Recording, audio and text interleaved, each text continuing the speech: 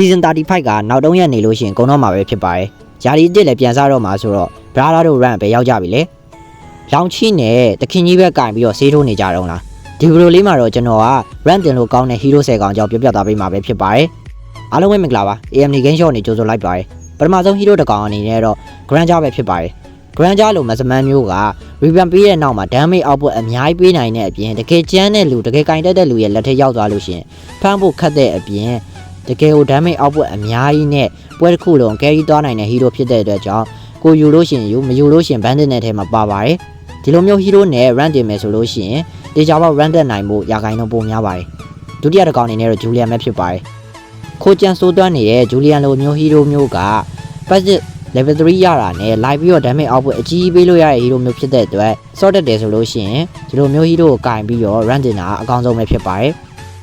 နံပါတ်3နေရာကတော့ Harry ပဲဖြစ်ပါတယ်လက်ရှိမီတာမှာ Harry ကို goal line ဆော့နေကြပြီးတော့ရှိတက်ကျန်းတဲ့အတွက် Masterman တွေကို by 1 ထိုင်ဖြဲလို့ရပါတယ်ပြီးတော့ Harry ကသူ့ရဲ့ dash တွေပေါ်မှာအများကြီးတက်လို့ရတဲ့အတွက် damage output အကြာကြီးပေးလို့ရတဲ့ goal line တစ်ကောင်ဖြစ်တဲ့အတွက်လက်ရှိမီတာမှာ ဆော့လို့ကောင်းတဲ့ hero တစ်ကောင်လည်းဖြစ်ပါတယ်အဲ့အတွက်ကြောင့် ဆော့တယ်ပဲဆိုလို့ရှိရင် Harry နဲ့ run တင်မယ်ဆိုလို့ရှိရင် run တက်နိုင်မှုရာခိုင်နှုန်းပိုများပါတယ်နံပါတ်4နေရာကတော့ CC ပဲဖြစ်ပါတယ်လက်ရှိတက်မီတာမှာအမာကောင်တွေကိုရိုက်ခွဲလို့ရတဲ့ CC လိုမျိုး hero ကတကယ်ကိုဆော့လို့ကောင်းပါတယ် off lane မဲ့ဆော့ကျွန်တော်ဆိုလို့ရှိရင်ဗျာ jungle ပါဆော့ခဲ့ဘူးရယ်တကယ်ကိုဆော့လို့ကောင်းတဲ့ CC နဲ့ run တင်မယ်ဆိုလို့ရှိရင်လေပို့ပြီးတော့ run တက်နိုင်ဖို့ရာခိုင်နှုန်းပိုများပါတယ်နံပါတ်5နေရာတော့ကတော့ brand ပဲဖြစ်ပါတယ်လက်ရှိမီတာပါ Remim မဲ့ဆော့ EHP ပဲဆော့တကယ်ဆော့လို့ကောင်းတဲ့ brand က run တင်ဖို့အတွက်အကောင်းဆုံး hero list ထဲမှာပါနေပါတယ်ဘာလို့လဲဆိုတော့သူ့မှာ double stand နေပါတယ်ပြီးတော့ ultimate က AOE ultimate ဖြစ်တဲ့အတွက်ကြောင့်တော်တော်လေးကို team fight ပဒေတွေမှာအသုံးဝင်ပါတယ်အဲ့အတွက်ကြောင့် run တင်ဖို့ဆိုလို့ရှိရင်လည်း brand ကိုရွေးချယ်တင်ပါတယ်နံပါတ်6နေရာမှာတော့မိခင်ကြီးမီယာပဲဖြစ်ပါတယ်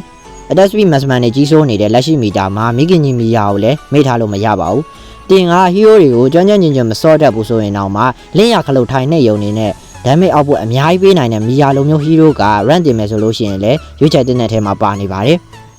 နံပါတ်9နေရာအတွက်ကတော့ Florin ပဲဖြစ်ပါတယ်မင်္ဂလေးတွေကင်နေကြကင်ဖို့လည်းအရန်မခက်ခဲတဲ့ဒီလိုမျိုး hero ကဘာလို့ run တင်ဖို့ကောင်းတဲ့ hero list ထဲမှာပါနေလဲဆိုလို့ရှိရင်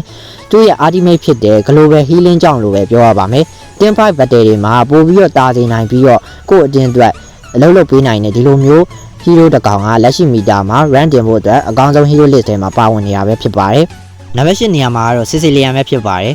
လက်ရှိမီတာမှာဆော့လို့ကောင်းတဲ့ main hero တစ်ကောင်ဖြစ်ပြီးတော့ late game damage အများကြီးပေးလို့ရတဲ့ hero တစ်ကောင်ဖြစ်တဲ့အတွက်ကြောင့်မိပလီယာတွေအတွက်ရွေးချယ်လို့ရတဲ့ hero list ထဲမှာပါဝင်နေတာပဲဖြစ်ပါတယ်ဒီလိုမျိုး hero ကို separate နဲ့တွဲဆော့မယ်ဆိုလို့ရှိရင် run တက်ဖို့အတွက်ပို့ပြီးတော့ရာခိုင်နှုန်းပိုများပါတယ်နံပါတ်9နေရာကတော့ Arete ပဲဖြစ်ပါတယ်ခိုးကျန်ဆိုးသွမ်းနေတဲ့ goal line တစ်ကောင်ဖြစ်ပြီးတော့ mid game နဲ့ late game ရောက်တာနဲ့သူမရဲ့အချိန်လို့ပြောလို့ရပါတယ်